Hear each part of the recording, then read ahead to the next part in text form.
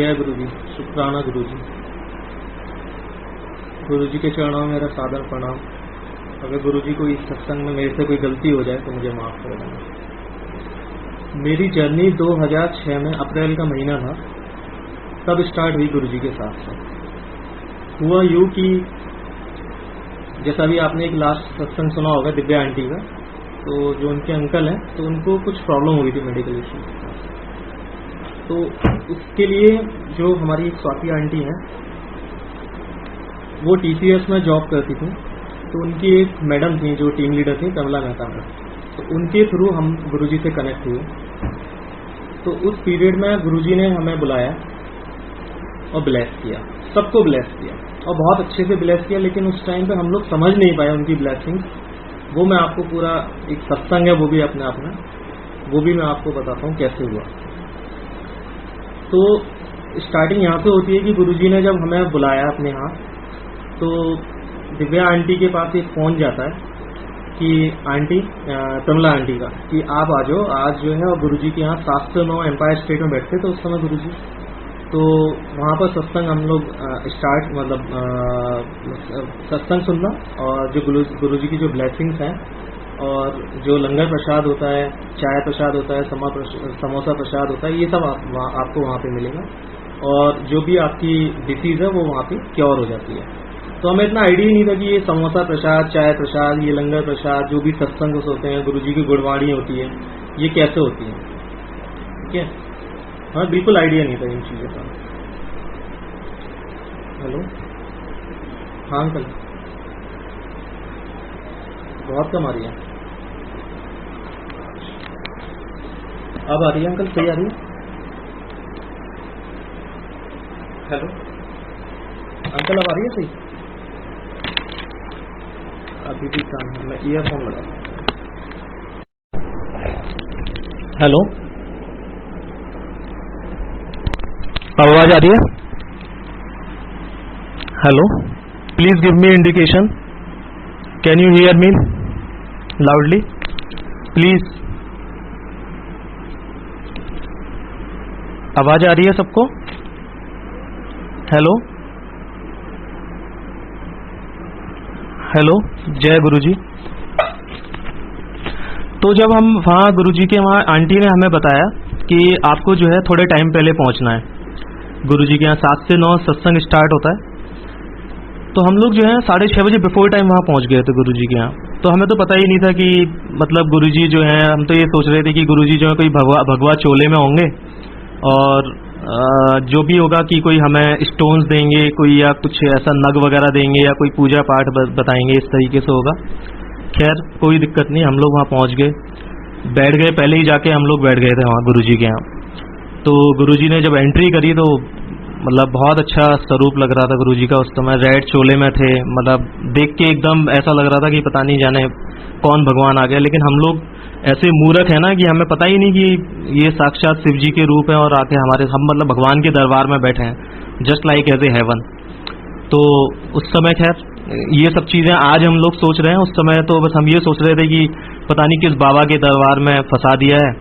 तो जो मेरी आंटी थी मैं उनसे मतलब लड़ा भी था थोड़ा सा कि मैंने कहा आपने जो मेरी सिस्टर को गलत राय दे दी यार। मैंने कहा ऐसे अगर बाबा वगैरह ये सारी बीमारियां ठीक करने लगे तो फिर मैंने कहा डॉक्टरों को कौन पूछेगा। तो अच्छा, फिर उसमें भी एक ये स्टोरी और थी, एक छोटा सत्संग ये भी था कि मुझे ये बिलीव नहीं था कि जो मेरी सिस्टर है उनके यहाँ पे उनकी इन-लॉज वगैरह उसको अलाउ कर देंगे। लेकिन जब आंटी जो प्रमिला आंटी थी उन्होंने जब उनको बुलाया, फ़ोन किया, तो देखो गुरुजी की यहाँ पे अपनी एक मेहर है, एक लीला है कि उनको उन्होंने ऐसा कोई सेकंड थॉट माइंड में डाला ही नहीं कि मतलब आपको जाना चाहिए या नहीं जाना चाहिए। बस जिस दिन उन्होंने टाइम दिया वो ऐसा उन्होंने चमत्कार कर दिया या एक गुरुजी ने लीला रच दी कि हम सब लोग उनके दरबार में पहले ही पहुंच गए। और जब हम उनके दरबार में पहुंचे थे तो वहाँ देखा कि मेनका गांधी और बड़े बड़े VIP लोग बैठे हुए हैं। तो मैं अपना सत्संग इसमें थोड़ा सा शेयर ज़्यादा करूँगा कि क्योंकि मेरी बुद्धि गुरुजी ने अभी ब्लेस करी है। उस समय मेरे को गुरुजी ने कुछ ब्लेस नहीं करा था और ब्लेस करते भी नहीं, क्योंकि नेगेटिव बहुत था माइंड में, बहुत ज़्यादा चीज़ें ऐसी थी कि जो समझ ही नहीं आती थी कि मतलब हम अपने आप में सुपर थे। ठीक है, तो उस समय जब हम गुरुजी के दरबार में जब बैठ गए वहाँ जाके, तो मुझे तो यही लग रहा था पल पल की यार हम कहाँ आ गए, किस बाबा के यहाँ आ गए, पता नहीं ये कैसे करेंगे, और ये मेनका गांधी ये बैठी हुई है और ये तो वीआईपी वाले बाबा हैं। और जब गुरुजी ने एंट्री करी तो मैंने आपको बताया ना, बड़ा आज भी हम उस पल को जीते हैं तो बड़ा मजा आता है, बड़ा आनंद मिलता है उस पल में कि गुरुजी का वाला रेड वाला स्वरूप और गुरुजी का इतना माथे पे और फेस पे इतना तेज, फॉरहेड पे की बहुत सारी चीजें। लेकिन उस समय तो ये लग रहा था कि ये सब मतलब एक ढोंग है, एक नौटंकी है, क्योंकि ये सब जूस वगैरह पीते होंगे, बढ़िया अच्छा खाना खाते हैं, कोई टेंशन नहीं होती इन लोगों को, ये वीआईपी लोग हैं। तो इस तरीके से वो उस समय का माइंड थॉट था। गुरुजी माफी चाहूंगा उस समय के लिए कि ये चीज मैंने सोचा, और बस यही लग रहा था कि जल्दी से टाइम खत्म हो और हम लोग यहाँ से चलें। तो जब सबसे पहले हम लोग पहुंचे तो पहले जल प्रसाद आया, तो चलो जल प्रसाद लिया। फिर उसके बाद चाय प्रसाद आई, तो चाय प्रसाद में भी एक नेगेटिव थॉट आया कि अरे यार ये चाय की किस टाइप की चीज़ है, पता नहीं इसमें चाय में कुछ और मिला ना हो। मेरे माइंड में ये सब चीज़ें चल रही थी कि चाय में कुछ ऐसा ना हो कि कुछ मिला रखा हो या कुछ अपने वश में करने का हो या इस तरीके का हो। फिर जैसे हमें बताया गया था कि समोसा में ब्लेसिंग्स होती हैं, तो मैंने कहा यार ये किस टाइप के हैं कि समोसे और ब्रेड पकौड़े में ब्लेसिंग्स होती हैं। खैर कोई नहीं, हमने वो भी वहाँ लिया प्रसाद के रूप में। और जब सारा चीज़ हो गया, लंगर प्रसाद भी हो गया, और फिर गुरुजी ने एक आंटी थी वहाँ, जैसे अभी दिव्या आंटी ने भी अपने सत्संग में शेयर किया था, उषा आंटी, अब हम उनका फेस देखते हैं तो याद आता है कि हाँ ये उस समय थे वहाँ गुरुजी की संगत में। तो उन्होंने अपना सत्संग शेयर किया था, तो गुरुजी ने बोला था कि आंटी खड़े हो जाओ, अपना सत्संग शेयर करो। गुरुजी पंजाबी बोलते थे तो उस समय हमें पंजाबी ज़्यादा समझ नहीं आती थी, तो खैर चलो कोई नहीं। जब उन्होंने भी अपना सत्संग किया, बाकी जब गुरुजी ने ओम नमः शिवाय का जब मंत्र जाप अपना स्टार्ट किया, तब थोड़ा सा लगा था कि हाँ चलो धार्मिक है, क्योंकि पूजा पाठ तो हम भी शुरू से करते हैं, पर ऐसा नहीं देखा था कि शायद जमीन पे भगवान है, कि इस पृथ्वी पे भी भगवान है, ये ना सुना था ना देखा था। ठीक है, क्योंकि हम उन्हीं को मानते हैं कि राम जी आए थे आज से कितने साल पहले, कृष्ण जी आए थे, पेरेंट्स को अपने पूजा करते हुए देखा, बड़े भाई बहनों को देखा। तो मतलब ये कभी नहीं सोचा कि शायद अभी भी ऐसे महापुरुष आते हैं। इसको यकीन करना शायद आज की डेट में तो बहुत हमने कर लिया है और गुरुजी की शरण में है, लेकिन उस समय एक यकीन करना, एक विश्वास करना बहुत टेढ़ी की था। मतलब मेरे लिए तो बहुत बड़ा मुश्किल समय था उस समय कि करना चाहिए या नहीं करना चाहिए। तो बस यही लग रहा था कि मैंने कहा कहीं हम लोग फंस ना जाएं, क्योंकि दिल्ली में जो है आपको पता ही है कि बाबाओं का इतना आतंक रहता है। तो बस वही माइंड में गलत चीजें भरी हुई थी जो निकल नहीं रही थी किसी भी रीजन से। तो जब गुरुजी से हमें आज्ञा लेनी थी तो हमें ये भी नहीं पता था कि गुरुजी के जो फीट है हमें टच नहीं करने होता है। तो हम सब लोगों ने तो क्या गुरुजी के टच किए फीट, और गुरुजी ने हमें आशीर्वाद भी दिया। तो उस समय का आपको इंसिडेंट बताता हूँ क्या हुआ कि सबसे पहले मेरे जो जिया जी थे वो लगे हुए थे, फिर सिस्टर लगी हुई थी, और हाँ उनसे पहले आंटी भी थी। तो आंटी ने कुछ बोला भी था गुरुजी के कान में, तो वो पता नहीं क्या बोला उन्होंने, आई डोंट नो। तो फिर उन्होंने गुरुजी को, जिया जी को ब्लेस किया कि कल्याण कितना, जो भी उनके बारे में शायद उन्होंने बताया होगा। फिर मेरी सिस्टर को ब्लेस किया, ठीक है, और फिर जो स्वाति आंटी जो अब मेरी आंटी हैं, फिर उनको ब्लेस किया। फिर मेरा नंबर था, तो गुरुजी ने मुझसे बोला कि अपनी मैडम से ज़्यादा मत लड़ा कर। तो मुझे समझ नहीं आया, पंजाबी में उन्होंने बोला था। तो मैं आया आंटी से, जब जो प्रमिला आंटी थी, हमने उनसे पूछा कि आंटी ऐसा उन्होंने गुरुजी ने क्या बोला। तो उन्होंने फिर उसको हिंदी में कन्वर्ट किया कि गुरुजी बोल रहे थे कि आपको ना अपना लड़ना नहीं चाहिए, अपनी आंटी से ज़्यादा लड़ाई करते हो। तो अब खैर कोई बात नहीं, हम लोग वहाँ से आ गए गुरुजी के दरबार से, और गुरुजी ने एक छोटा सा अपना स्वरूप भी हमें दिया था, क्योंकि हमने वहाँ पूछा था कि अच्छा गुरुजी हैं तो कुछ तो हमें फोटो वगैरह कुछ तो ऐसी स्नैप दो कि हम अपने मंदिर में रखें ताकि पूजा वूजा करें, जुड़ें। तो उसके बाद हम वहाँ से अप्रैल के महीने में वहाँ से हम लोग आ गए थे। फिर हमारे पास दोबारा इन्विटेशन गुरुजी ने भेजा जुलाई में, गुरुजी का जुलाई का में बर्थडे होता है 7 जुलाई का। तो हम लोग फिर विद फैमिली सारे लोग गए, पागलों की तरह। पागल ही थे उस समय, बोलना चाहिए कि मतलब पागल उस सेंस में बोलना चाहिए कि हम मूर्ख थे, कहते हैं ना अभिमानी थे, और जो बुद्धि थी हमारी वो भी पूरी ब्लॉक थी। हमें पता ही नहीं था कि हम मतलब गुरुजी के जहाँ से मतलब लोग जन्म लेते हैं, जहाँ से स्टार्टिंग होती है वहीं से शुरुआत होती है, और वहीं से हम इस दुनिया में आते हैं और वापस उन्हीं के यहाँ जा रहे हैं और हमें पता ही नहीं। तो खैर बड़े मंदिर गए, इन्विटेशन था एक दावत का। उस समय तो हमें वो दावत ही लग रही थी, बड़े अनमने मन से गए कि अरे यार चलो ठीक है, वो आंटी बुला रही हैं। तो उन्होंने इतने फ़ोन किए हैं, एक उनके ऊपर मतलब एक एहसान था कि उन्होंने इतना फ़ोन किया है तो जाना चाहिए यार, चलो चलते हैं, चले जाते हैं। गए, दावत खाई, दावत ही बोलूँगा, उस समय मैं लंगर प्रसाद, मुझे आइडिया नहीं था कि ये ब्लेसिंग्स हैं, गुरुजी का प्रसाद है इतना बड़ा, और इसकी बड़ी एक इम्पोर्टेंस है लाइफ में, ठीक है। और इनसे मतलब जहाँ डॉक्टरों की जो दवाइयाँ हैं बड़ी से बड़ी, काम नहीं करती, वहाँ हमारा गुरुजी का प्रसाद काम करता है। तो हमें पता ही नहीं था कि ये इतनी मतलब ब्लेसिंग्स हैं। गुरुजी, बहुत बड़ी गलती हुई उस समय हमसे। गए, खाया पिया, ऐश करा, खूब एंजॉय कराया गुरुजी ने। ना हमको जानते हो भी नहीं कि हमने तो ऐसा था कि एक किसी पार्टी में जा रहे हैं और एंजॉय करो, खूब अच्छे से एंजॉय किया। एंजॉय किया तो आंटी ने बोला कि चलो अब चलने का समय है। जब खत्म हो रहा था, 10-11 बज रहे थे रात को, शायद और ज्यादा ही लेट हो रहा होगा, तो लोग गुरुजी से आज्ञा लेते हैं। तो जब गुरुजी से आज्ञा लेने का समय आया तो हम स्टेयर्स की तरफ बढ़ते हैं और वहां से देखते हैं कि बहुत मतलब उस समय इतना क्राउड नहीं होता था क्राउड पर इतना नहीं था जितना आज की डेट में है। तो हम बोले, मैं कहा नहीं आंटी, गुरुजी बिजी हैं, आप भी परेशान मत होइए, और हमने बस यहीं से हाथ जोड़ देते हैं और हम चल रहे हैं। क्योंकि वो मन में एक था ना कि पता ही नहीं था कि गुरुजी का ऑरा क्या है, गुरुजी है क्या। हमें ये पता ही नहीं था कि हमारे तो ये भगवान है, साक्षात शिव जी है, पता ही नहीं था। हम तो बस उस समय ये सोचे थे हाँ भाई कोई बाबा है, ठीक है, मजबूरी है कि जहाँ आदमी सब माथा टेकने जाता है तो हम भी एक गुरुजी के दरबार में टेक लें। कि वहाँ सिस्टर की प्रॉब्लम थी उनको, तो बस ये था कि चलो शायद किसी दरबार में माथा टेकें, शायद वहाँ से कुछ ऐसा हो जाए कि इसको थोड़ा सुकून मिल जाए और हमारे जिया जी ठीक हो जाए। तो बस खैर वही चीजें थी, और कुछ नहीं था मन में कि ये था कि कोई और ऐसा हो। बस एक डर वही रहता है जो मैं आपको बार बार बोल रहा हूँ कि वही बाबा वाला कि हाँ भाई बिलीव कैसे करें, विश्वास कैसे करें। और ये मैंने देखा है कि पल पल पे ना गुरुजी अपने आप सारी चीजें कराते हैं, विश्वास भी अपने आप कराते हैं, प्रैक्टिकल थिंग्स बहुत कराते हैं, मतलब इतनी लाइफ में मैंने देखा। उसके बाद हम वहां से बिना गुरुजी का, आंटी ने बहुत बोला कि चलो आपको मैं दर्शन तो कर लो, हमने बाहर से ही दर्शन करे। गुरुजी को शायद मैं ये कहूँगा, गुरुजी को उस समय हमें बाहर से ही ब्लेस करना था, या जो उनको हमें दावत, जिसको मैं बोल रहा हूँ, जो लंगर प्रसाद उन्होंने खिलाया, वो उसी समय उन्होंने हमें ब्लेस किया। लेकिन हमारी बुद्धि इतनी मोटी थी ना कि हमें तब भी समझ नहीं आया है कि हमें क्या करना चाहिए। खैर उसके बाद जो है, मेरी सिस्टर हल्द्वानी से बिलोंग करते हैं, मैं गाजियाबाद ही रहता हूँ, तो ये लोग अपने हल्द्वानी चले गए, हम गाजियाबाद में थे। खैर कोई बात नहीं, जिया जी का ट्रीटमेंट चलता रहा, मेडिकल साइंस से जो भी था। तो उस पीरियड में भी हमें ये फील नहीं हुआ कि गुरुजी की ब्लेसिंग्स यहाँ पे काम कर रही हैं। अल्टीमेट मैं बताऊँ तो मुझे नहीं फील हो रहा था कि यहाँ पे गुरुजी की ब्लेसिंग्स काम कर रही हैं, क्योंकि दवाइयाँ भी तभी काम करती हैं जब गुरुजी का आशीर्वाद हो। तो उसके बाद खैर कोई बात नहीं, न्यू ईयर का प्रोग्राम होता है, तो नई साल पे आंटी का फोन आता है कि आप में से कोई तो आ जाओ। तो सिस्टर वगैरह और मेरी आंटी वगैरह तो कोई नहीं जा पाए, मैं और मेरा रूममेट था। तो हम लोग गए और गाजियाबाद से उस समय बस जाती थी, तो हम बस में गए कि चलो यार पार्टी है, पार्टी में जाएंगे, एंजॉय करेंगे, न्यू ईयर का है। बड़े अच्छे से हमने एंजॉय किया, गुरुजी की ब्लेसिंग्स ली। पर वही फिर एक बात बोलूँगा, हमारी मानसिकता, हमारी नहीं मेरी मानसिकता वही एक मतलब वही थी कि मैं फिर गुरुजी से मिल के नहीं आया, और गुरुजी के बस वहीं से बाहर से ही आके गुरुजी को हाथ जोड़ के बस जैसे एक होता है ना फॉर्मेलिटी करना कि हाँ बस एक प्रसाद खाया, प्रसाद ना बोल के मैं उस समय का मीनिंग आपको दावती बोलूँगा कि न्यू ईयर का एक था प्रोग्राम, चलो वैसे हम पार्टी अटेंड करते हैं, इस बार चलो गुरुजी के ऊपर एहसान कर दो कि गुरुजी के यहाँ हमने पार्टी अटेंड की है। तो उस टाइप से किया। उसके बाद फिर हम आ गए। उसके बाद मेरी शादी हो गई।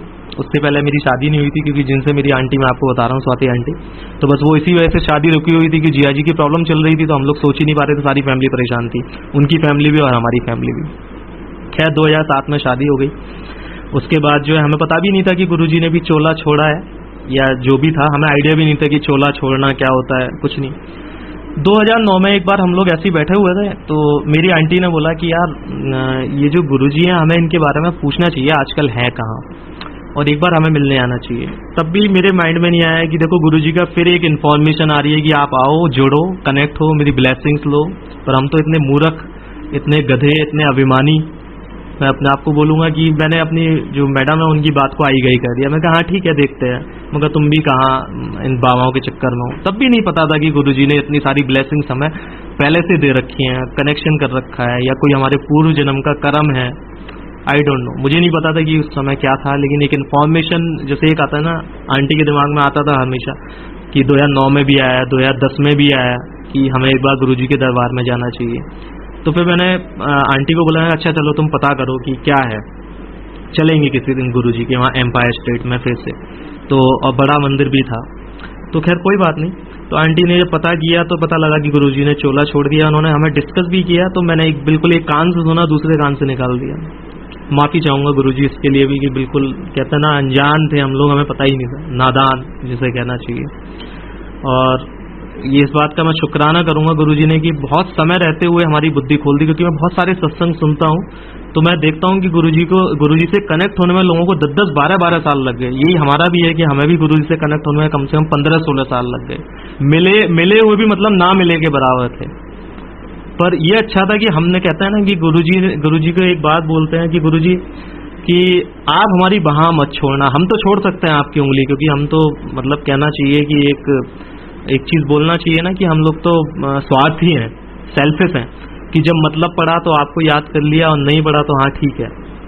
उस समय वाली वो सिचुएशन थी, लेकिन शुक्राना गुरुजी की जो आपने हमारी सबकी हाथ को पकड़े रखा, छोड़ा नहीं। हमने छोड़ दिया लेकिन आपने नहीं छोड़ा। तो 2010 में फिर आंटी ने हमें बोला कि यार देखो एक बार हमें गुरुजी के दरबार में जाना चाहिए, और गुरुजी ने सुना है चोला बोला भी छोड़ दिया। तो फिर मैंने आंटी को बोला कि अरे यार जब उन्होंने चोला छोड़ दिया तो आप किससे जाके मिलना, कौन होगा वहाँ, ठीक है अब तो कोई फायदा ही नहीं है। अब तो कोई उनका, हमें तो यही था कि कोई उनका असिस्टेंट टाइप से, अगर मैं बोलूँ कि कोई उनका अनुयायी होगा या कोई उनका जूनियर होगा, मैंने कहा वो संभाल रहा होगा गद्दी। हमें पता ही नहीं था, मतलब हम आपस में डिस्कशन कर रहे हैं ये चीजें, हमें ये पता ही नहीं कि गुरुजी का क्या था, मतलब वी डोंट नो। तो वो बात भी फिर आई गई हो गई। खैर फिर गुरुजी का एक करिश्मा होता है, गुरुजी ने बोला कि नहीं मैं तुम्हें बुला के रहूंगा अपने दरबार में, ऐसे नहीं, अभी तुम्हारा कनेक्शन मेरे साथ नहीं बना है, अभी कनेक्शन बनाना है तुम्हारा। और वो बना भी, वो ऐसे बना कि 2013-14 की बात है कि हमारे यहाँ राजनगर एक्सटेंशन में शायद नागनिया अंकल भी सुन रहे हो इस समय, तो उनके यहाँ पे सत्संग था। हम उनको नहीं जानते थे, वो हमें नहीं जानते थे।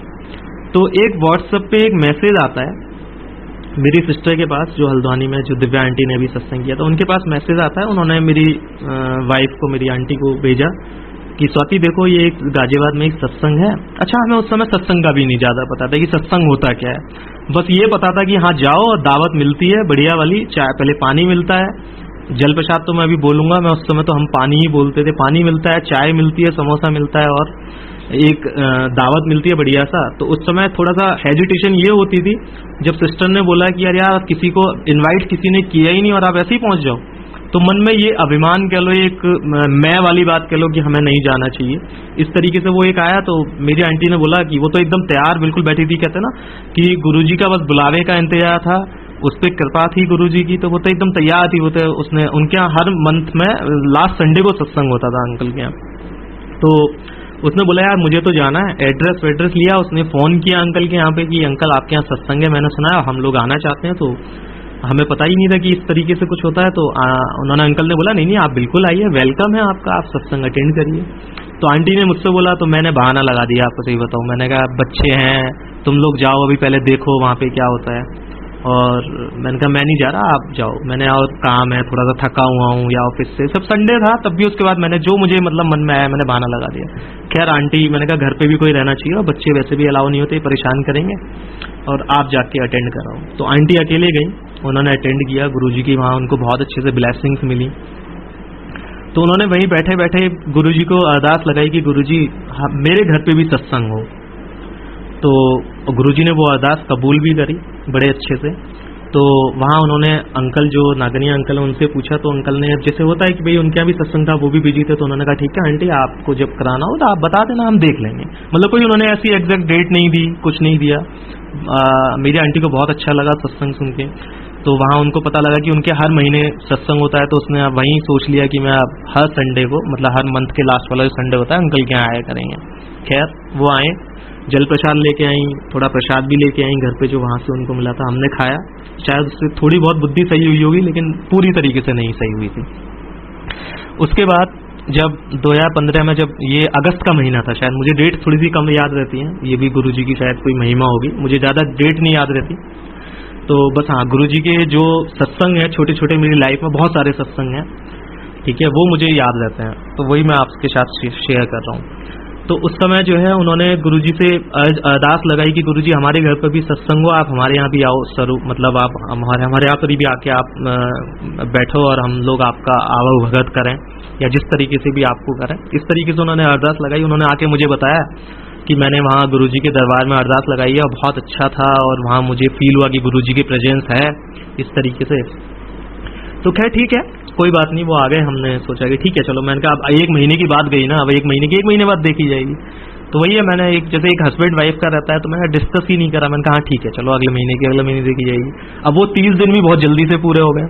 अब वो अगला संडे आ गया, आंटी ने फिर बोला कि चलो यार इस बार सत्संग में चलना है। तो मैंने फिर बहाने लगाने शुरू करे, लेकिन अब क्या, गुरुजी की मर्जी कुछ और थी। गुरुजी ने बोला नहीं बेटा ऐसे नहीं छोड़ना। अब मैंने एक बंदे को तो बुला लिया, अब तुझे भी बुलाना है। तो खैर गुरुजी ने ऐसा माइंड सेट किया कि हम लोग पूरी फैमिली के साथ अंकल के यहाँ पहुंचे और वहाँ बैठ के फिर सत्संग किया। बहुत अच्छे से, बड़ा आनंद आया। ठीक है, लेकिन अभी भी दिमाग ये एक्सेप्ट करने को राजी नहीं था उस समय कि गुरुजी जो है शिव हैं या गुरुजी भगवान है, या गुरुजी के पास इतनी अच्छी ब्लेसिंग्स हैं जो हम बहुत पहले भी ले सकते थे, आज भी ले सकते हैं। लेकिन वो सब चीजें नहीं, उस समय नहीं थी माइंड में। बस ये था कि हाँ गुरुजी के दरबार में बैठे हैं, एक कोई जैसे पूजा पाठ है, रामायण का किसी के यहाँ पाठ होता है, सुंदरकांड का पाठ होता है, इस तरीके से मन में सोच रहे थे कि हाँ इस तरीके से है। लेकिन आनंद खूब आया। गुरुजी ने उस समय 2 घंटे इतना आनंद दिया कि मतलब बहुत बढ़िया, बहुत अच्छा, ब्लेस किया। प्रसाद वसाद खा के हम लोग आ गए वापस। तो उसके बाद जो है आंटी ने अंकल को फोन किया कि मेरे से बोला कि यार सत्संग हम लोग भी करा लें, तुम कहो तो मैं डेट फाइनल कर लेती हूँ। हमने कहा चलो तुम कर लो भैया, अगर तुम्हारे मन में है तो सत्संग करा लो, ठीक है चलो। तो जब बात हुई तो उन्होंने अंकल को फोन किया, तो अंकल से बात हुई होगी, तो अंकल ने कहा अच्छा ठीक है मैं बताता हूँ आपको सत्संग के बारे में। फिर 2-3 दिन बाद फिर आंटी ने फोन किया, तो आंटी जो नागनिया आंटी हैं, अंकल की जो आंटी हैं, उनको फोन किया। तो आंटी ने कहा ठीक है मैं अंकल से बात करके बताती हूँ। तो फिर मेरी आंटी का बोलना था कि सचिन पता नहीं मुझे क्यों लग रहा है कि अंकल ना थोड़ा सा अवॉइड कर रहे हैं, नागनिया अंकल जो है सत्संग के लिए, कि हम अभी नई संगत है, हम लोग कुछ जानते नहीं है इन सब के बारे में, और हमें वैसे भी नहीं पता था। सच्चाई भी ये थी कि हमें पता ही नहीं था कि सत्संग में ये होता क्या है या इस तरीके से। बस वहाँ अंकल के यहाँ फर्स्ट टाइम हमने पहले गुरुजी के दरबार में हमने सत्संग अटेंड किया था, या उसके बाद फिर हमने नागनिया आंटी के यहाँ किया था। तो उसके बाद जो है मैंने कहा चलो एक काम करना कि एक बार और फोन करके देख लो, नहीं तो फिर आगे देखेंगे जब गुरुजी की अगर है तो। इतना तो थोड़ा विश्वास था कि हाँ गुरुजी हैं। अच्छा मेरी जो सिस्टर है उनको तो बीच बीच में विश्वास होता चला गया था, बिलीव था कि हाँ गुरुजी ने कहीं ना कहीं ब्लेसिंग्स करी है। पर मेरी जो मैं अपना जो आपको बता रहा हूँ, मेरे सत्संग में कहीं अभी तक मुझे बिलीव नहीं है यहाँ तक। बस था हाँ कोई है, महापुरुष है, अच्छा है, उनके पास ऐसी कोई पावर होगी या उनके हाथ में ऐसी कोई ब्लेसिंग्स होगी कि वो हाथ जो दे दें तो किसी का बीमारी है, किसी की हेल्थ है, वेल्थ है, वट एवर जो भी है, उनकी प्रॉब्लम्स हैं वो सब दूर हो जाती हैं। अच्छा जो गुरुजी ने हमें डे 1 जब हम गुरुजी के एम्पायर स्टेट में गए थे, तो उन्होंने हमें एक छोटा सा स्वरूप वहां से मिला था, तो वो हमने मंदिर में अपने रख रखा था। तो हम मतलब सब भगवानों की पूजा करते थे, तो कहते हैं ना गलती से उन गुरुजी की पूजा हो जाती थी। मैं तो उस चीज को गलती ही बोलूंगा, गलती से पूजा हो जाती थी। तो हमें ये नहीं पता था कि चलो इस बहाने गुरुजी की भी हम आरती कर रहे हैं। हमें ये भी नहीं पता था कि गुरुजी की आरती जो है ओम नमः शिवाय शिव वो वाली जो होती है, जो शिवजी वाली आरती होती है वो होती है। हमें कुछ आइडिया नहीं था, क्योंकि हमने जब गुरुजी के एम्पायर स्टेट में गए थे तो बस वो मंत्र जाप किया, जो शिवजी की आरती हुई, गुरुजी की आरती हुई, तो हमने फॉर ग्रांटेड है, सोचा कि हाँ चलो ठीक है, जैसे सब होता है मंदिरों में होता है, या सब लोगों ने अपने बाबाओं ने ऐसे बना रखे हैं, जूल वगैरह सिस्टम ऐसे बना रखे हैं, तो वही चीजें होंगी। तो उसके बाद हमने सोचा ही नहीं था कि ये सब चीजें हैं। खैर उसके बाद जो है जब आंटी ने दोबारा नागनिया आंटी को फोन किया, तो वो गलती से अंकल ने उठा लिया फोन। देखिए यहाँ गुरुजी की लीला फिर स्टार्ट होती है। जब उनसे बोला कि अंकल अब जो है सितंबर का ही महीना था उस समय, और शराग चलते हैं जिनको हम कनागत भी बोलते हैं, तो आंटी ने पहले फिर मुझसे पूछा था कि यार कनागत चल रहे हैं, क्या श्राद्ध में हमें कराना चाहिए? तो मैंने कहा एक बार ट्राई कर लो, अभी अंकल सत्संग के लिए तो अभी एग्री नहीं होंगे, और कनागत में वैसे भी कोई शुभ काम नहीं कराना चाहिए। तो मैंने कहा अभी जब तुम बोलोगे तो वो अगले महीने की डेट देंगे कोई ना कोई, तो मैंने कहा उस समय करेंगे। मैंने कहा एक बार बात कर ही लो। तो मेरी आंटी ने जब फोन किया अंकल को, तो वो किया नागनिया आंटी को था, लेकिन फोन देखो गुरुजी की लीला, वो उठाया नागनिया अंकल ने। जब अंकल ने फोन उठाया तो उन्होंने बोला, तो मेरी आंटी ने बोला कि अंकल वो सत्संग के लिए बात करनी थी आपसे, अब बताओ आप कब करा लें। और मैं ये सोच रही हूँ कि श्राद्धों में ना करा के हम लोग श्राद्धों के नवरात्रि वगैरह होंगे तो उसमें कराया जाए। तो अंकल बोले कि नहीं, गुरुजी तो कहते थे कि मैं तो श्राद्ध वगैरह कुछ नहीं होता, आप श्राद्धों में ही कराओ, इसमें तो बहुत अच्छा है, इसमें तो मतलब आपको क्या, आपके जो पूर्वज होंगे उनको भी ब्लेस करेंगे गुरुजी। तो जब बात हुई तो अंकल ने एक संडे था, जो भी मुझे अब वो डेट याद नहीं कब था, सितंबर का महीना था शायद, महीना पूरा सितंबर का ही था, शायद नहीं सितंबर का था। तो उस समय उन्होंने सत्संग के लिए एक डेट फाइनल कर दी और बता दिया कि 12 से 2 सत्संग होगा, 2 घंटे का होगा, और हम आएंगे और आप जो है ये सब तैयारी करके रखिएगा। तो जैसे एक होता है ना कि कोई हम रामायण का पाठ कराते हैं सत्संग का, तो हमें आइडिया नहीं था। हम उनके यहाँ पहुंच गए कि अंकल हम शाम को आएंगे, आपके यहाँ आप एक पर्चा बनवा दीजिएगा क्या क्या होता है।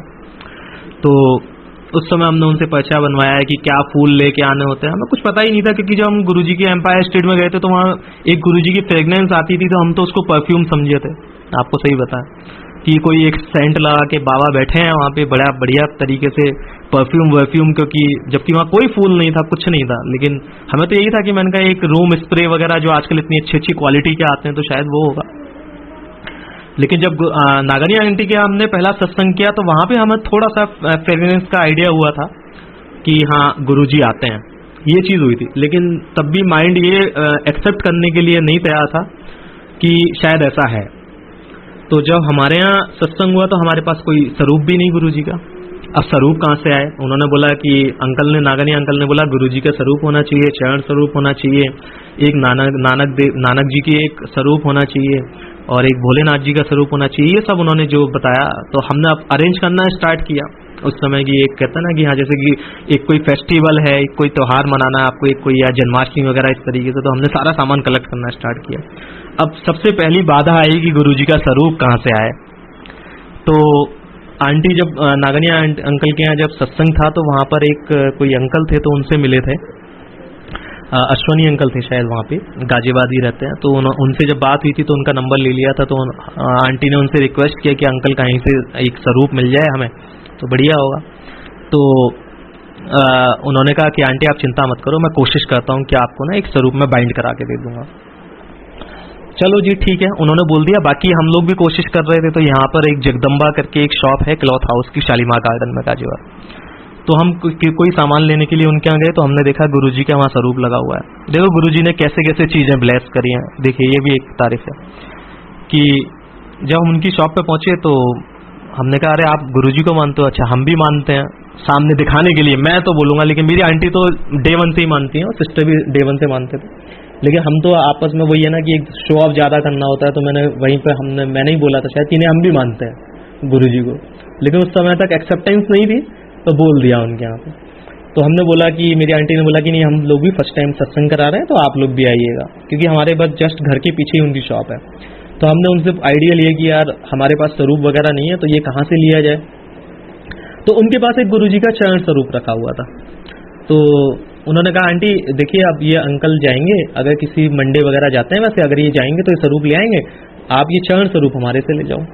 देखिए गुरुजी का जो स्वरूप था वो अश्वनी अंकल ने बोल दिया और जो चरण स्वरूप था वो इनके यहाँ से हमें मिल गया, हमने ले आए, हमने उसको बाइंड करा लिया, रख लिया। अब उसके बाद जो है डे आ गया जिस दिन सत्संग था, स्वरूप भी आ गया था क्या उससे एक दिन पहले ही हमारे पास गुरुजी का। और बहुत बढ़िया, मतलब गुरुजी का स्वरूप क्या है, गुरुजी आए थे। मैं तो समझता हूँ कि गुरुजी आ तो उसी दिन गए थे जिस दिन हम एम्पायर स्टेट गए थे और हमें छोटा वाला स्वरूप मिला था। लेकिन हमारी अज्ञानता कह लो या बेवकूफ़ी कह लो, हमें नहीं पता था कि गुरुजी हमारे साथ ही है, अभी भी है।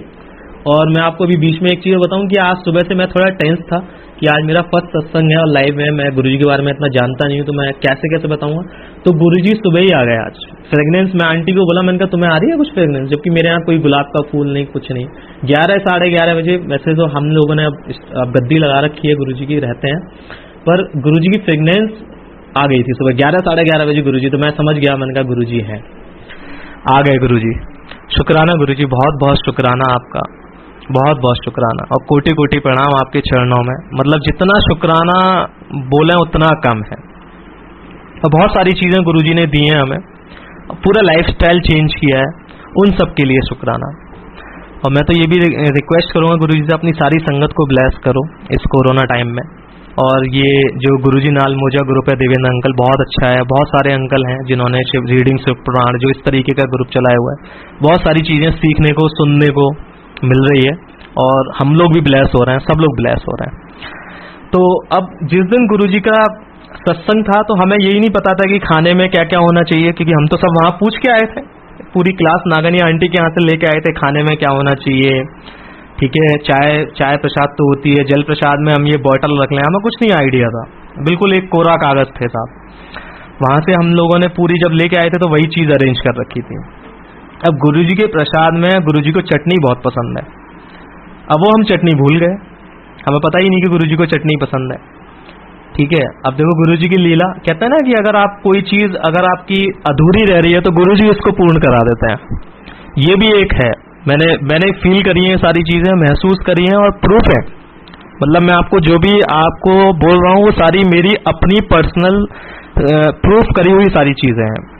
कहना नहीं चाहिए मुझे ये सब चीजें, लेकिन क्या करूं, मैं ज्ञान हूं और उस समय मेरी मोटी बुद्धि कह लीजिए, बेवकूफी कह लीजिए। तो ये सब चीजें कहते हैं ना कि आदमी एक या कह लो ज्यादा पढ़े लिखे हैं हम लोग, तो वो सारी चीजें प्रूफ कर करके स्टेप बाय स्टेप आगे बढ़ते हैं। तो जो मेरा ब्रदर इन लॉ था, गुरुजी ने ये सेवा उसको ब्लेस करी। उस समय जो शालीमार गार्डन में थे लोग, जो गुरुजी के मतलब फॉलोअर थे, तो वो आ गए थे। तो उन्होंने कहा अरे आपके यहाँ चटनी नहीं है, और गुरुजी जो वो अपने साथ प्रसाद और भी लेके आए थे, लेकिन कोई चटनी नहीं लेके आया था। तो वो मेरा जो ब्रदर इन लॉ था, तो एक आंटी थी, तो उन्होंने बोला कि भैया आप जाके चटनी वो धनिया ले आओ, हम फटाफट से चटनी बना लेते हैं। क्योंकि हम लोग तो दरबार में बैठे हुए थे गुरुजी के, तो हमें तो ये बैक एंड जो ये स्टोरी है बाद में पता लगी कि वो फिर अपना धनिया वनिया लेके आया, गुरुजी को चटनी बनाई गई उसी समय पे। और आप देख लीजिए अब उस समय 2 घंटे का सत्संग होता है, तो कितना कम समय होता है। वो लाया, फिर बनाया, धनिया भी साफ करा गया होगा। तो गुरुजी ने बहुत बढ़िया, वो लंगर प्रसाद भी हुआ। जितने लोग आए, अंकल नागनी अंकल आए और जो अश्वनी अंकल थे और कई लोग आए, उन्होंने कहा नहीं गुरुजी आपके यहाँ प्रेजेंस है। और गुरुजी ने अपने इंडिकेशन भी बहुत सारे दिए, जैसे ओम बनने का है, बहुत सारे। मेरे पास आज भी वो फोटो है, मैं देखता रहता हूँ।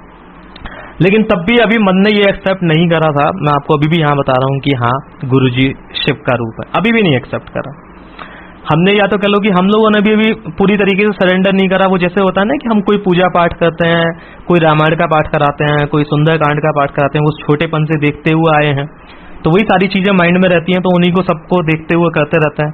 तो तब भी ये था कि हाँ चलो अच्छा है, गुरुजी आए हैं, बहुत बढ़िया है, लंगर प्रसाद खिलाया और गुरुजी ने हमें ब्लेस करा। उसके बाद हमने पूछ लिया कि अब उसके सत्संग करने के बाद क्या क्या करना चाहिए, कैसे कैसे होता है। और गुरुजी की फ्रेगनेंस उतनी थी उस समय, जबरदस्त गुरुजी की फ्रेगनेंस थी, बहुत बढ़िया जिसे कहना चाहिए।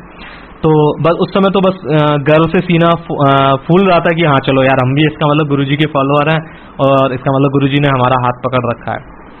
खैर कोई बात नहीं, वो सत्संग हो गया। उसके बाद जो है मेरी आंटी तो जुड़ती चली गई, वो हर महीने अंकल के यहाँ सत्संग में जाने लगी। और मैं भी जो है मतलब जुड़ तो मैं भी गया था, लेकिन पूरी तरीके से नहीं जुड़ा था। वो आंटी जाती थी तो अब आंटी बोलती थी यार मैं अकेले जाऊंगी, गाड़ी कैसे ड्राइव करूंगी, कभी कोई उनका बहाना चलता था। तो इस तरीके से हम लोग जाने लगे। खैर मैं तो अभी गुरुजी को टेस्ट ही बोलूंगा, मैं गुरुजी को मैंने पल पल पे टेस्ट किया। अब गुरुजी का एक टेस्टिंग आता है कि मैं जहां जॉब करता था तो वहां पे सेल चेक जो है, पहले तो नेट बैंकिंग के थ्रू सैलरी ट्रांसफर होती थी, फिर कुछ ऐसी प्रॉब्लम हुई कि सैलरी जो है चेक के थ्रू मिली। तो अब जब चेक के थ्रू होती थी तो हम और हमारे बॉस ही सब लोग, मतलब हम लोग उस पोजीशन पे थे उस समय कि हम लोगों के थ्रू ही सैलरी डिस्ट्रीब्यूट होती थी। जो अकाउंटेंट करता था, हम लोग ही चेक वगैरह डिस्ट्रीब्यूट करते थे और हमें सब पता होता था कि चेक लगाना है नहीं लगाना है, या हम सबको मना कर देते थे कि भाई अभी अकाउंट में पैसा नहीं है तो आप मत लगाइएगा। तो ये मैं आपको थोड़ा शॉर्ट में बता रहा हूँ सत्संग कि गुरुजी की ब्लेसिंग देखिए। गुरुजी को मैंने यार चेक किया और गुरुजी ने उसका जवाब दिया। अब जो चेक वाली कहानी थी वो ये थी कि जो मेरा अटेंडेंट था, जो मतलब मेरे ऑफिस का जो मेरा चपरासी था, वो नीचे अकाउंटेंट से मेरा चेक ले आता है। जैसे मेरे पास फोन आता है उसका कि सर आपका चेक है, मैं ले लूं क्या? ये सर चेक दे रहे हैं तो आप बताओ। तो मैंने कहा हाँ मेरा भी ले लो, मेरे बॉस का भी ले ले। मैंने कहा ठीक है।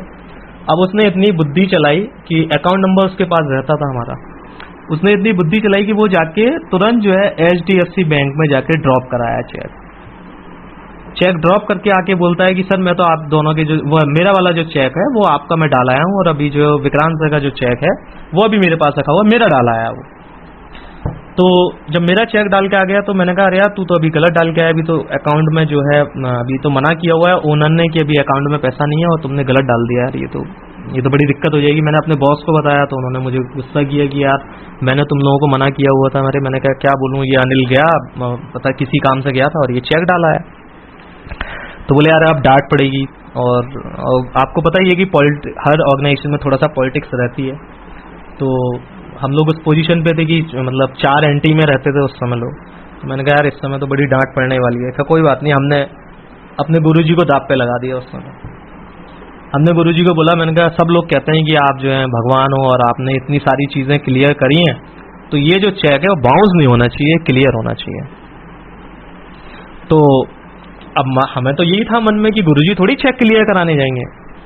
चेक तो या तो पैसे जब बैंक अकाउंट में, बैंक में जब पैसा होगा या तो चेक उससे क्लियर होगा, या पैसा डलवाया जाए तब उससे चेक क्लियर होगा।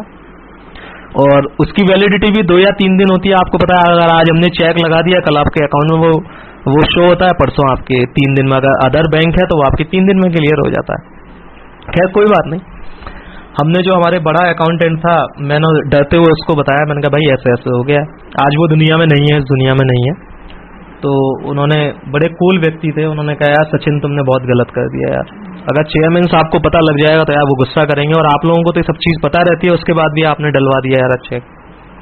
तो हमने कहा, मैंने कहा साहब गलती तो होगी, अब जो भी होगा, मैंने कहा बाउंस होगा बाउंस होगा, आप बता दीजिएगा कि गलती से डल गया चेक। ठीक है। मैंने कहा अकाउंट में इस समय कितना पैसा पड़ा हुआ है? तो उन्होंने कहा अकाउंट में कोई ज्यादा पैसा नहीं है, इतना पैसा नहीं है कि जो है आपका चेक क्लियर हो जाए। चलो जी, यहाँ कंफर्म हो गया कि अकाउंट में पैसा नहीं है ना। अब गुरुजी की लीला, हमने तो गुरुजी को दाव पे लगा दिया था, मैं तो दाव ही बोलूंगा उस समय, कि अपने चेक करने के लिए, अपने स्वार्थ के लिए गुरुजी को हमने बोल दिया कि गुरुजी अब आपको चेक क्लियर करवाना है। गुरुजी ने कहा कि चल ये तो बहुत छोटी सी चीज है, मांगी भी तो तूने क्या मांगी, एक छोटा सा चेक क्लियर करने के लिए। सब बोलते हैं ना, बहुत सारे सत्संग सुनते, गुरुजी कहते थे कि ये छोटी, ये तो भाग उसकी विलास की चीजें हैं, आप मांगो तो मोक्ष मांगो, है ना। हम वो चीज नहीं मांगते, हम तो अपनी डेली रूटीन में जो हमारी समस्याएं होती है, हम तो उनके लिए बोलते हैं कि गुरुजी का हमारे तो नल में पानी नहीं आ रहा तो नल ठीक हो जाए, या पैसा नहीं आ रहा तो पैसा दे दो, या किसी से लड़ाई हो गई तो हमारी उसमें विजय हो जाए। हम तो ये सब चीजें मांगते हैं ना। हम तो जो अच्छी चीज है उसके लिए तो कभी फोकस ही नहीं करते ना, उस तरफ ना माइंड भी नहीं लगाते हैं हम लोग तो। खैर कोई बात नहीं। जब ये बात हो गई कि अकाउंट में पैसा नहीं है तो हम तो खुश थे। मैंने कहा इस समय देखते हैं गुरुजी कैसे चेक क्लियर कराते हैं। तीसरे दिन हमारे पास शाम को मैसेज आता है कि आपका चेक क्लियर हो गया, जो अमाउंट था that was credit in your account. ये मैसेज हमने पढ़ लिया अपने मोबाइल पे। तुरंत हमने अपना नेट बैंकिंग ऑन करा, चेक किया कि पैसा ट्रांसफर हुआ है या मैसेज ये अभी चेक क्लियरेंस में है। जब चेक किया तो amount was credit in our account. देखा ठीक है भाई, सही है। तब भी यकीन नहीं हुआ। अभी देखो साहब, अभी भी गुरुजी पे संदेह कर रहा हूं मैं यहाँ पे, तभी भी यकीन नहीं हुआ कि ये गुरुजी का है। लेकिन हाँ, हल्का सा मन में ये आ गया था कि शुक्राना गुरुजी, आपने आज मेरी लाज बचा ली, मेरी इज्जत बचा ली। नहीं तो बहुत सारी चीजें ऐसी होती हैं, उस समय इतनी प्रॉब्लम चल रही थी ऑफिस में कि लोग जो है फिंगर टच करते कि अरे यार आपने इतना बड़ा गलत काम करवा दिया। और चेयरमैन को पता लगती तो वो तो अलग बोलता ही बोलता कि यार तुम्हें सब चीज पता होने के बावजूद भी ये चीज करी। खैर गुरुजी ने मेरी उस समय बड़ी इज्जत बचाई। मैंने अकाउंटेंट को फिर फोन किया, मैंने कहा भाई तुम तो मना कर रहे थे यार, और चेक क्लियर करने के लिए, मेरा तो चेक क्लियर हो गया, मेरे तो अकाउंट में पैसा आ गया। तो अकाउंटेंट का बोलना था कि सचिन जी आपका बहुत बड़ा, ये मानो कि मतलब आपका लक है कि आज सुबह चेयरमैन साहब ने इसमें 1.5-2 लाख रुपए डाले थे, जिसमें केवल कुछ स्टूडेंट्स के चेक थे उनका पैसा क्लियर हुआ और आपका चेक का क्लियर हुआ है। बाकी 3-4 फैकल्टी ने जो गलती से डाले थे उनके सबके चेक बाउंस हो गए हैं। और अभी मैं उनको मेल कर रहा हूं, उनको एक्सीलेट करूंगा, फिर वो रिवर्ट करते हैं, फिर HR देखेगा, वट एवर जो भी एक सिस्टम का प्रोसेस होता है वो होगा। देखो गुरुजी ने मुझे बचा लिया, शुक्राना गुरुजी, जय गुरुजी। ठीक है, एक ये छोटा सा सत्संग था। उसके बाद जो है अभी भी दिल मानने को, दिमाग मानने को ये तैयार नहीं था कि गुरुजी भगवान है। मंदिर में एक दिन पूजा कर रहा था बैठ के, तो मैं बोला गुरुजी से ही बोला, गुरुजी एक बात हो, लोग कह रहे हैं कि आप साक्षात शिव हो, है ना, शिव जी हैं आप। तो ये जो मेरे एक और स्वरूप लगा हुआ था मेरे मंदिर में, मैंने कहा पार्वती माता के साथ और गणेश जी भगवान के साथ, तो मैंने कहा फिर आप दोनों में क्या डिफरेंस है, मैं कैसे मानूं कि आप शिव जी का रूप है। तभी मेरे कान में आवाज आती है कि तूने मुझे तो देखा है क्या, तूने शिवजी महाराज को देखा है जो तेरे स्वरूप लगे हुए हैं कि जैसे ये फोटो है। मैंने कहा ये तो जो स्वरूप है, मैंने हाँ ये भी बोला था, मैंने कहा देखो इनके तो इस तरीके से नाग हैं और ये इस तरीके से बैठे हैं, शेर की जो खाल है उसके ऊपर बैठे हैं, पार्वती माता रानी बैठी हैं, गणेश जी बैठे हैं। तो गुरुजी का एक अंदर से आवाज आती है और एक कान में एक आवाज आती है कि तू मुझसे तो मिला है, ठीक है, इनसे तो मिला भी नहीं, है ना। तो अब मैं तुझे कैसे बताऊं कि मैं शिव हूं या ये शिव हूं। अब तो तुझे डिसाइड करना है कि तू देख कि तुझे किस में लगता है। चलो साहब, मैंने कहा जी ये तो आपने मुझे फिर दुविधा में डाल दिया कि अब मैं कैसे आइडेंटिफाई करूं कि आप भगवान हो कि ये भगवान है। तब फिर उन्होंने कहा कि ये देखो कि तुम्हारा कनेक्शन किसके साथ लगता है। फिर उन्होंने एक छोटा सा एग्जाम्पल दिया। तभी उसी समय मैं पूजा कर रहा हूँ, ध्यान में हूँ, ठीक है, उसी समय गुरुजी ने बोला कि ये देखो कि तुमने आज तक कितने सारे भगवानों को मानते हो और किससे तुम्हारा कनेक्शन जल्दी लगता है, कौन तुम्हारी जल्दी सुनता है, ठीक है, और तुम्हारा किसके साथ कनेक्शन स्टेब्लिश है। जो जल्दी सुन लेता है इसका मतलब वही तुम्हारा एक भगवान है, ठीक है। तो चलो साहब, मान ली ये जवाब गुरुजी ने दिया। फिर गुरुजी के जैसे फेसबुक पे आंसर आते हैं, व्हाट्सएप पे आंसर आते हैं, बहुत सारे आंसर आए, वो सुने भी, ठीक है, देखे भी, वो उसी से रिलेटेड थे, ठीक है। और अभी भी मेरे सामने जो गुरुजी का एक स्वरूप, बहुत प्यारा स्वरूप रखा हुआ है, इतना गुरुजी मुस्कुरा रहे हैं कि मैं आपको बयान नहीं कर सकता। इस समय बैठे हैं और गुरुजी साथ में है। शुक्राना गुरुजी, लख लख शुक्राना। उसके बाद जो है अगला आपको छोटा सा सत्संग शेयर करता हूँ। उससे पहले मैं आपको एक चीज और बताना चाहूंगा कि कल जो है 15 तारीख है और कल 4 बजे जो है सिंगर हैं एक जसलीन कौर आंटी हैं, कल उनका भजन सत्संग है। तो और अपने ही ग्रुप पर है, गुरुजी नाल मोजा पर, तो सब लोग आप उसको अटेंड करिएगा। और आज एक आंटी हैं बुलबुल आंटी, वो आप लोगों को और हम लोगों को बताएंगी कि जो शिवरात्रि, शिव पुराण से रिलेटेड जो शिवरात्रि का है, जो उसकी व्रत कथा है, ठीक है, आज उसका भी है 8 बजे से। आप ग्रुप पे देखिएगा, आप उस समय लाइव होइएगा सब लोग, ठीक है। गुरुजी की ब्लेसिंग्स लेंगे हम सब लोग उस समय, तो उस पर ग्रुप पे जुड़ना है। तो ध्यान रखिएगा आप ये दोनों चीजें, ठीक है। शुक्राना गुरुजी, जय गुरुजी। अब बात आती है कि हम लोग जो हैं थोड़ा पंडितों में ज्यादा बिलीव करते हैं। गुरुजी ने देखो मेरे स्टोन कैसे उतरवाए। मैं पहले 3-4 स्टोन पहनता था, गले में स्टोन पहनता था, हाथ में स्टोन पहनता था, ठीक है, और उनको रिन्यू कराता था। 40-40, 50-50 हजार में वो रिन्यू होते थे, ठीक है। और जिसके थ्रू कराते थे, बिलीव था, गुरुजी के ऊपर बिलीव नहीं था उससे पहले, लेकिन धीरे धीरे जब गुरुजी के हम जुड़े 2015 से, तो गुरुजी ने अपना बाँह, कहते हैं ना, एक उंगली पकड़ तो उन्होंने खैर मेरी बाँह पूरी 2006 में ही ली थी, लेकिन मुझे नहीं एहसास था, ठीक है। लेकिन बस ये था कि धीरे धीरे 2006 में उन्होंने फिर किया, 2009-10 में उन्होंने फिर एक इन्फॉर्मेशन भेजी जो मैं आपको बता रहा हूँ। फिर 2015 में एक मैसेज, कहाँ कैसे वो हल्द्वानी जाता है, फिर हल्द्वानी से आप देखो राजनगर एक्सटेंशन से वो हल्द्वानी जाता है। जबकि हाँ, यहाँ पे मैं आपकी एक चीज बताऊंगा, नागनी अंकल का बोलना है, आज भी बोलना है, अगर कोई जानता हो तो आप उनसे पूछिएगा। उन्होंने कहा मैं केवल, अब मेरे यहाँ जो सत्संग होता है केवल मैं उन्हीं लोगों को शेयर करता हूँ जो मुझे जानते हैं और मेरी लिमिटेड संगत है, ये समझिएगा। पता नहीं वो हल्द्वानी कैसे पहुंच गया, ये गुरुजी की लीला है। और हल्द्वानी से दीदी का भेजना मेरे यहाँ पर, वो भी एक अपनी गुरुजी की लीला है। आप सोचिए, फिर हमारा उन अंकल के यहाँ जाना और सत्संग में जाना और फिर बहुत सारी ब्लेसिंग लेना, ये भी गुरुजी की, धन धन गुरुजी, लख लख शुक्राना गुरुजी, बहुत बहुत शुक्राना गुरुजी, जय गुरुजी। तो स्टोन की बात बताता हूँ मैं आपको। तो स्टोन हम लोग पहनते हैं और एक गले में पहनता था, जो भी जिस समय की वो राशियां चल रही होती हैं, आपको पता ही है, जो पंडित जी बता देते हैं कि इस समय पुखराज पहन लो, कि इस समय नीलम पहन लो, कि इस समय ये पहन लो, तो वो 3-4 हाथ में कि मोती पहन लो। तो दिल्ली के एक पंडित जी हैं, एक मुरादाबाद के हैं और एक ग्वालियर के थे, तो हम इन 3-4 से जुड़े हुए थे। तो कहते ना, उन्हीं से लाइफ चल रही थी हमारी, यहाँ भाई ये स्टोन है। तो गुरुजी ने मेरा एक वो खर्चा कम कराया। मैं गुरुजी के एक दिन दरबार में बैठा हुआ था, तो मन में आया कि जब गुरुजी आप हो तो मुझे इन स्टोन, गुरुजी जो एक मन में जो है ना, गुरुजी ही डलवाते हैं। एक थॉट जो आता है वो गुरुजी के थ्रू ही आता है, ऐसा नहीं कि आपके थ्रू आता है। गुरुजी, मैं मंदिर में बैठा हुआ था, पूजा कर रहा हूँ, दीपक जलाया, जोत जलाई, जैसे रूटीन की पूजा कर रहा हूँ। मन में आया कि जब सामने गुरुजी हैं तो इन स्टोन की क्या जरूरत है। आप बिलीव नहीं करेंगे साहब, मैंने उतारे स्टोन, किसी से कोई डिस्कस नहीं करा, कुछ नहीं करा, गले में से, जबकि मैंने कोई उस समय तक, अब तो मैं बहुत सत्संग सुनता हूँ गुरुजी के स्टोन के, बहुत सारे अंकल या बहुत सारे लोगों के सत्संग हैं कि गुरुजी बोलते थे कि स्टोन्स नहीं पहनने चाहिए और ये सब नहीं पहनने चाहिए। उस समय तक मैंने शायद 2015-16 में कोई ये सत्संग नहीं सुना था, या उसके बाद भी नहीं सुना था। ये तो अभी लॉकडाउन वाले पीरियड में हम लोगों ने बहुत सत्संग सुने हैं गुरुजी के। तो उस समय मैंने गुरुजी का, जब मैं दरबार में बैठा था अपने में, तो गुरुजी का स्वरूप के आगे मैंने गुरुजी के आगे स्टोन उतार के रख दिए। गुरुजी अब आप जानो और आपकी महिमा जाने, मुझे नहीं पता, क्योंकि कहते हैं ना, जिस वेले आप रखो उसी वेले रहना है मुझे, ठीक है। परेशानी है तो वो आपकी है, आप सुख दोगे तो वो भी आप दोगे, दुख दोगे तो वो भी आप दोगे, ठीक है। तो उतार दिया, बस हल्का सा माइंड में थॉट था कि यार ऐसा ना हो कि स्टोन उतार दिया तो कुछ गड़बड़ हो जाए। कोई बात नहीं, अब स्टोन तो उतार ही दिया, और फिंगर से भी मोती उतार दिया था। 2 स्टोन में पहनता था, एक गले में पहनता था, वो दोनों तीनों उतार दिए। उतार के गुरुजी के दरबार में रख दिया, अभी भी वहीं गुरुजी के दरबार में रखे हुए हैं, ठीक है। तो अब जब स्टोन उतर गए तो अब मन में हल्का सा, तो आपको पता ही है कि जब कोई चीज़ उतार दे तो मन में एक बहम रहता है, जबकि गुरुजी कहते हैं कि बहम की कोई दवाई नहीं है और ना आपको बहम करना चाहिए। तो अब जब उतार दिया तो उतार दिया, लेकिन अब क्या है कि उस समय मैं जॉब भी करता था, मैं अपना एक छोटा सा बिजनेस भी करता हूँ साथ साथ। तो उस समय 2-3 बार जो है बिजनेस में थोड़ा सा लॉस आने लगा।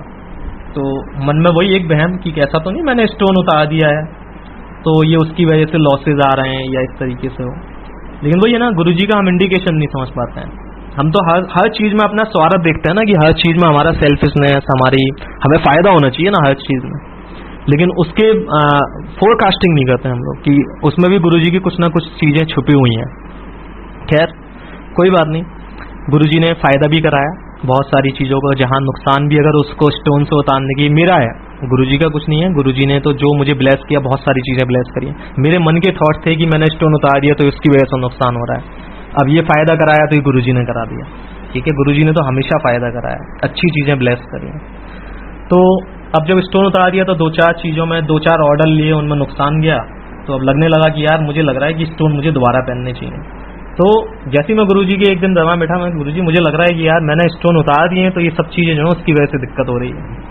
तो गुरुजी ने एक बहुत बढ़िया, इतना बढ़िया एक ऑर्डर दे दिया जिसमें पुराना वाला नुकसान भी कवर हो गया और आगे वाला भी जो प्रॉफिट था वो भी कवर हो गया। क्या वो ये ना, मन में तो इच्छाएं और एक कहते हैं ना लोभ, एक कहते हैं ना कि मतलब लालच, ये सब चीज़ें तो हमारी मतलब जुड़ चुकी हैं और मतलब पूरे शरीर में मतलब पूरी तरीके से एक तरीके से विराजमान है कि ये सब चीज़ें पहले आती हैं। और मैं यहाँ पे कहूँगा कि गुरुजी भी ना जब अपनी क्लास में, जब अपने स्कूल में जब एडमिशन देते हैं तो वो एक साथ ये सब चीज़ें क्लियर नहीं करते, वो पहले आपकी सोल को क्योर करते हैं।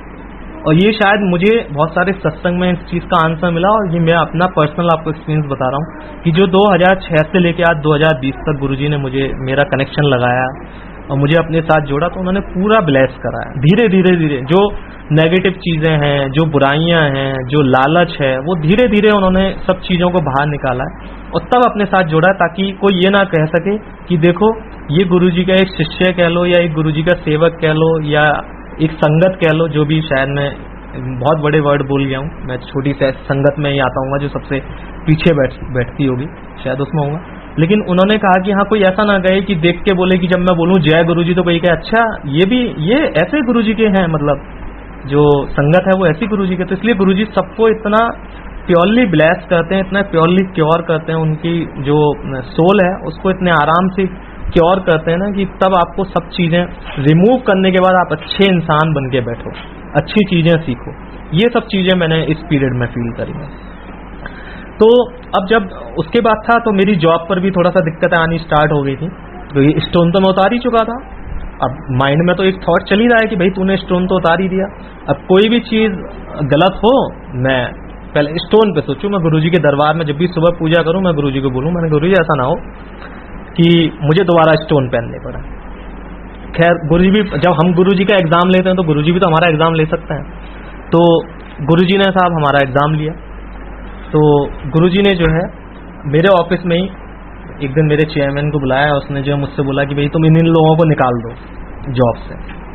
तो जब बात होती है तो भाई आप किसी को रखना या ना रखना तो मैनेजमेंट के हाथ में होता है, आप किस तरीके से बोलो, पहली चीज़। दूसरी चीज़ पे कि भाई आप जो है, मैं HR भी देखता था, आप लिस्ट मुझसे बनवाते हो कि आप इनको बोल दो, तो बड़ा दुख होता था किसी को बोलने के लिए कि भाई आप कल से मत आना, ठीक है। क्योंकि आज मैं उनको बोल रहा हूँ तो कोई मुझे भी तो कल को बोलेगा कि भाई तुम भी मत आना कल से, तो बड़ा दुख होता था। तो मैं भी अपने डायरेक्टर वगैरह जो थे मैं उनको मना करता था कि यह सब काम आप मुझसे मत करवाया करो कि मैं बोलूँ कि भैया आप कल से मत आओ। तो खैर जॉब का पार्ट था, करना पड़ता था। उसके बाद जो है एक दिन ऐसे ही मैंने अपने डायरेक्टर को बोला, मैंने कहा जी मुझे लगता है कि अब मुझे जो है जॉब से रिजाइन दे देना चाहिए, क्योंकि सैलरी में ग्रोथ नहीं हो रही है और जबकि मेरे पास दूसरी जॉब नहीं। आप ये भी सोचिए, गुरुजी का अपना एक आशीर्वाद था बस।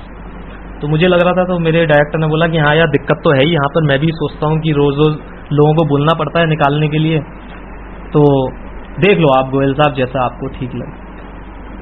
जबकि मेरी जॉब में दिक्कतें 2011 से आनी स्टार्ट हो रखी थी, जब इतना डर लगता था कि मतलब लगता था कि परिवार कैसे चलेगा या कैसे चीज़ें चलेंगी, कैसे इस्टेब्लिश होंगी, 2 बच्चे हैं, उनका स्कूलिंग है, सब कुछ है, वॉटएवर है, घर की EMI है, कैसे सारी चीज़ें चलेंगी। पर गुरुजी ने 1.5 साल पहले इतना स्ट्रॉन्ग कर दिया इन सब चीज़ों में कि मैंने जॉब से रिजाइन दे दिया। जब रिजाइन दे दिया तो मेरा बिजनेस उस समय ठीक ठाक चल रहा था, इतना अच्छा चल रहा था कि हाँ मतलब जो मेरे को अर्निंग वहाँ से हो रही थी वो अर्निंग मेरी बिजनेस से हो रही थी। तो मैंने सोचा कि यार चलो जॉब को जो है छोड़ दो, ठीक है, अब बिजनेस पे ध्यान दो, यहाँ पे ज़्यादा नहीं हो। किसी की जॉब खाने से बेटर है, पता नहीं उसके घर परिवार में क्या दिक्कतें हैं, वो गाली तो हमें ही देगा ना। इंटरफेस तो उस समय ही है, ये मन में थी। और फिर गुरुजी ने भी अपनी ब्लेसिंग दे रखी थी कि भाई किसी का बुरा मत करो, किसी के बारे में। जब हम किसी को जॉब नहीं दे सकते तो किसी की छीने कैसे। वहाँ इतनी गंदगी मच चुकी थी उस समय कि मैंने सोचा कि अब यार यहाँ से चलने में ही अच्छा है, आप यहाँ से चला जाए तो बेटर है, अपने बिजनेस पर ही फोकस करो। तो अब गुरुजी का उस समय मेरा एग्ज़ाम लेने का टाइम था। अब गुरुजी ने जो एग्ज़ाम लिया वो ये था कि वहाँ से तो मैंने जॉब का रिजाइन मारा और मैंने अपना बिजनेस पे फोकस किया। अब मैं जो बिजनेस कर रहा था 1-1.5 महीने तो अच्छा चला, उसके बाद जो है उसमें दिक्कतें आनी स्टार्ट हो गई, क्योंकि यहाँ भी गुरुजी का एग्ज़ाम लेना था ना कि अभी तू मेरे ऊपर बिलीव कर रहा है नहीं कर रहा है। मतलब इतना हो गया कि मतलब मेरी 1 रुपये की इनकम नहीं था। जैसे होता है ना कि 1 रुपये बिल्कुल जो सोर्स ऑफ इनकम है इज 0 उस पीरियड में। 1.5 साल पहले की बात बता रहा हूँ आपको, बिल्कुल 0। तब फिर मन में एक थॉट आया कि यार ये जो है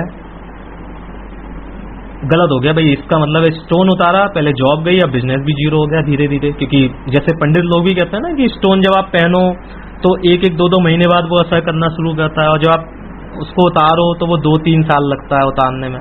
तो ये माइंड में ही वहम भी चलता था।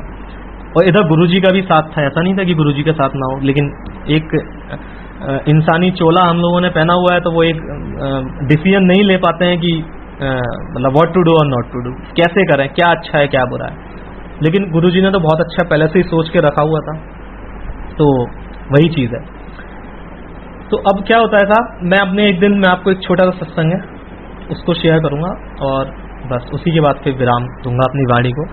मैं अपने ऑफिस पर बैठा हुआ था, एक सरदार जी आते हैं मेरे ऑफिस पे, और वो सरदार जी नहीं थे, वो गुरुजी थे, जो मुझे बाद में रियलाइज हुआ। क्योंकि मैं उस समय बहुत परेशान था, क्योंकि उधर जॉब गई, उधर बिजनेस भी बिल्कुल 0 हो गया। तो अब परेशान था कि क्या करना चाहिए, जॉब दोबारा से स्टार्ट करूं या बिजनेस करूं। मैं अपने ऑफिस पे बैठा हुआ हूँ, एक सरदार जी आते हैं, बड़ी बड़ी आंखों वाले, आके उन्होंने एंट्री की, मुझसे बोले मैं आके अंदर आ जाऊं। मैंने बड़े एक रूड वे में, क्योंकि मैं उस समय बहुत परेशान था, मैं कहा हाँ बताओ, क्योंकि मेरा कोई ऐसा रिटेलिंग का काम नहीं था, मैं गवर्नमेंट के कॉन्ट्रैक्ट वगैरह लेता हूँ, जो मैं अपना बिजनेस में करता हूँ, मैं वो काम करता हूँ। तो मेरा कोई ऐसा काम नहीं था कि वो बंदे से मेरा इंटरेक्शन हो। मैंने उसको बड़े रूड में बोला, मैं कहा हाँ बताओ क्या काम है। उन्होंने बोला मैं अंदर आना चाहूँ। मैं क्यों, क्या हुआ बताओ, क्यों अंदर आना चाह रहा हूँ। तो उन्होंने कहा यार मैं बैठना चाह रहा हूँ, जब अंदर आने दोगे तभी तो बताऊँगा मैं। तो मैं चलो ठीक है आओ। तो उन्होंने अंदर आगे चेयर पे बैठ गए मेरे सामने, बोले बहुत परेशान हो। मैं कहा वो तो हूँ, क्यों। मैंने कहा वो प्रॉब्लम्स है। मैंने कहा आप बताओ। कि मैं आपको एक तावीज़ देता हूँ, देखिए गुरुजी का है एग्ज़ाम, देखिए गुरुजी मुझे टेस्ट करने आते हैं कि अभी भी इसका स्टोन में भरोसा है या मेरे ऊपर फेथ कर रहा है। तो मुझसे बोलते हैं कि लो मैं एक स्टोन, ये है तावीज़ है, इसको पहन लो तुम्हारी सारी परेशानियाँ दूर हो जाएंगी। मैं बोला नहीं भाई, ये तावीज़ वावीज़ अगर मुझे पहनने होते तो मैंने कहा मैं पहन लेता। मैंने कहा मेरे ऑफिस में भी गुरुजी का स्वरूप लगा हुआ है। मैंने उनकी तरफ इशारा करते हुए बोला, मैंने कहा देखो ये मेरे गुरुजी हैं। तो वो बोलते हैं हाँ मैं जानता हूँ। मैं कहा आप जानते हो ना। मैंने कहा हाँ, आप नहीं। मैंने कहा इनको सारी दुनिया जानती है। मैं कहा ये डुगरी वाले मेरे गुरुजी हैं, और मैंने कहा जैसा है, मैंने कहा जिस वेले रखेंगे उसी वेले रखेंगे। मैंने कहा इन स्टोन पे मैं बिलीव नहीं करता हूँ। तो मुझसे बोलते हैं कि नहीं एक बार देख लो। मैंने कहा नहीं मुझे देखना भी नहीं है, मैं अपने लैपटॉप पे काम कर रहा था। एक बार मैं उनको देखता था, फिर मैं अपने लैपटॉप पे कंसंट्रेट करता था।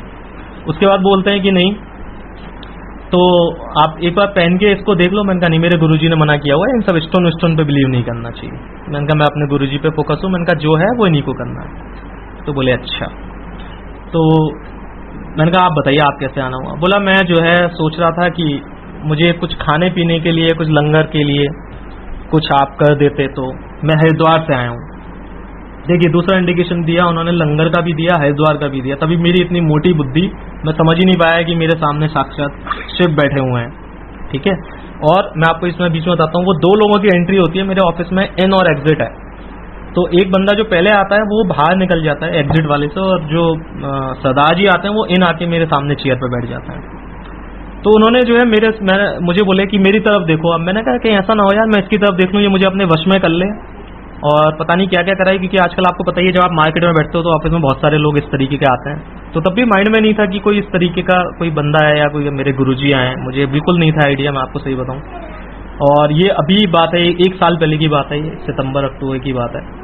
ठीक है, अक्टूबर की बात है, अक्टूबर। तो उस समय उन्होंने मुझे जो है मेरी मैरिज एनिवर्सरी के बारे में बताया, डेट के बारे में बताया, मुझे कौन सा कलर पसंद है, मेरे बच्चे कितने हैं, मेरे पेरेंट्स के उस समय 1 साल पहले ऑपरेशन हुआ। उन्होंने ऐसी ऐसी चीजें बताई जो मुझे ही पता थी, किसी को ना पता हो। उन्होंने मेरे घर के अंदर जो मेरे बेडरूम में कौन से कर्टेन लगे हुए हैं उन सबके कलर के बारे में बता दिया।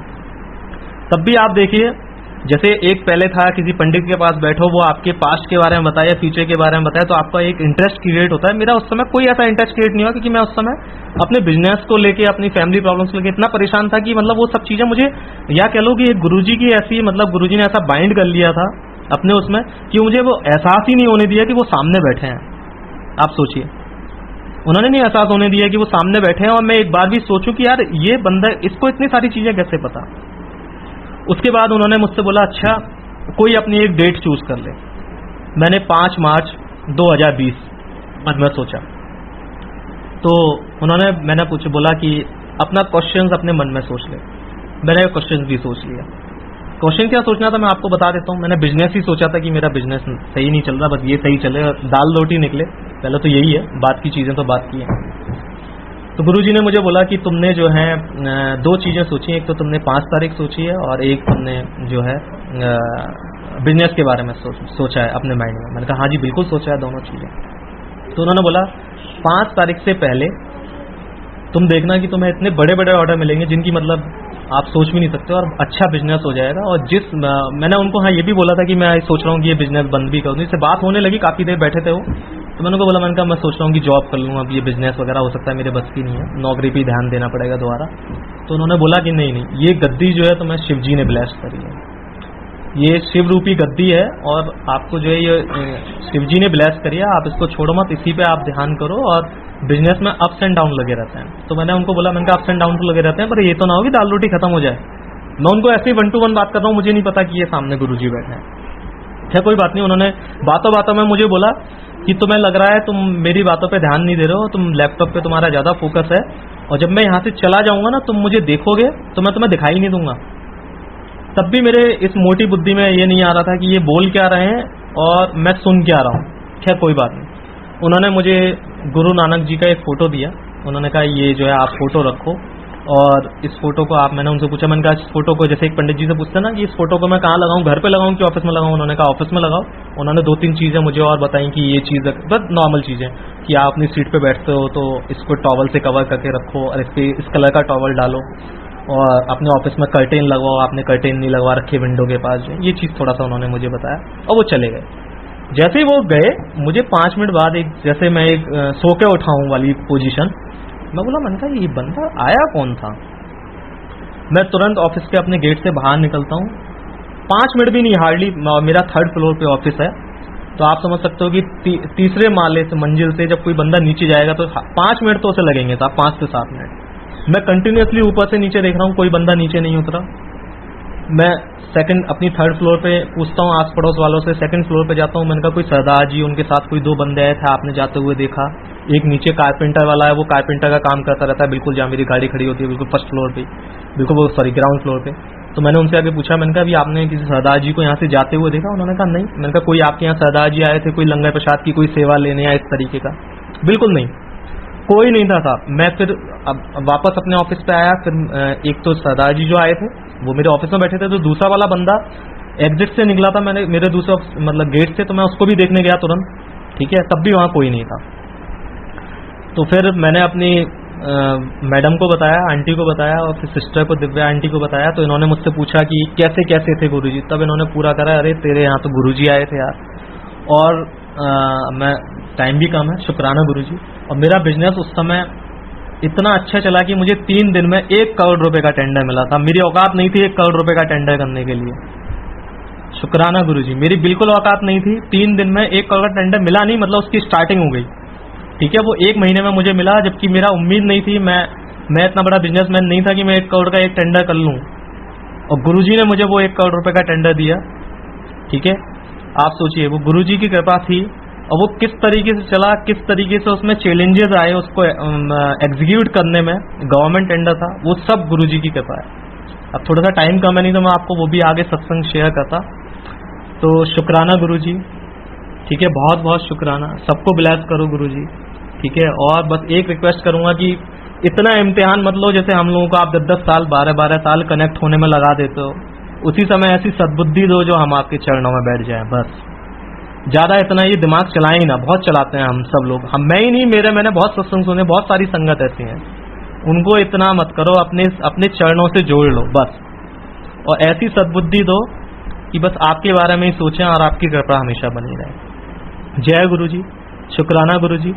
ठीक है, और मैं फिर आपको एक बार इंटीमेट कर रहा हूँ और आपको एक बार इनवाइट कर रहा हूँ कि जो हमारा गुरुजी नाल मोजा ग्रुप है, उस पे 15 तारीख को सिंगर आंटी हैं जसलीन कौर, ठीक है, उनका भजन सत्संग कीर्तन होगा 4 बजे, सेम टाइम जैसे आज मेरा था। आप वो सब लोग सुनिएगा। और दूसरा, आज रात 14 तारीख को जो 8 बजे अपने ही ग्रुप पर शिवरात्रि के जो व्रत के बारे में जो कथा है वो आंटी बताएंगी। ठीक है, बुलबुल आंटी हैं, वो शेयर करेंगी। और इन लास्ट में मतलब अंकल को थैंक्स बोलूँगा, देवेंद्र अंकल को, जो उन्होंने मुझे इतनी अच्छी अपॉर्चुनिटी दी लाइव आने के लिए। ठीक है, शुक्राना अंकल। और अगर संगत जी कोई गलती हो गई हो मुझसे, क्योंकि ये मेरा पहला सत्संग था, ठीक है, मुझे नहीं आइडिया कि किस तरीके से बोलना चाहिए। गुरुजी मेरे पास विराजमान है, अब गुरुजी ने जो थॉट दिया, जो मेरे माइंड में आते चले गए, वो मैं आपसे साथ सारे शेयर करता चला गया। अगर फिर भी कोई गलती हो गई हो तो माफ करिएगा। चलिए, जय गुरुजी, शुक्राना गुरुजी।